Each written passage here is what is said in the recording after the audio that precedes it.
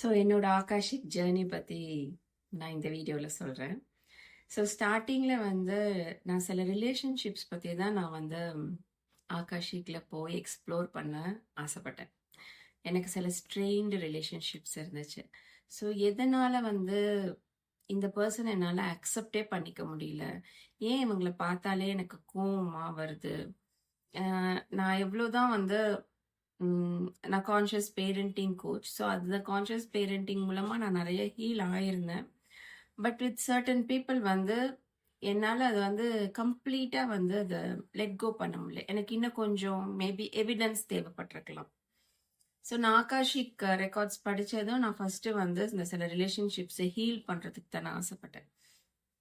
நான் போய் கேட்கும் போது எனக்கு எனக்கு தேவையான, எனக்கு அந்த நேரத்தில் எது தேவையோ அந்த ஆன்சர்ஸ் கிடைச்சிது.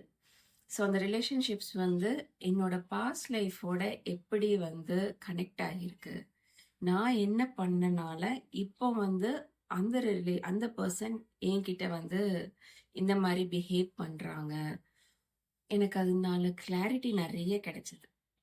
ஸோ அந்த கிளாரிட்டி நிறைய கிடைச்ச பிறகு I was able to forgive that person even more. So நம்ம வந்து அந்த பெயின் ஹர்ட்லாம் வந்து எப்படின்னா லேயராக இருக்கும்.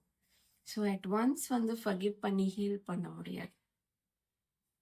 ஒவ்வொரு லேயராக நம்ம பீல் பண்ணிக்கிட்டே வரணும். ஸோ நான் வந்து கான்ஷியஸ் பேரண்டிங்கில் நிறைய லேயர்ஸ் பீல் பண்ணிக்கிட்டே இருந்தேன்.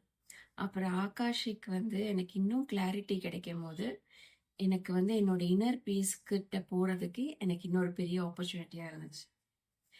So it was really a truly magical experience தான்.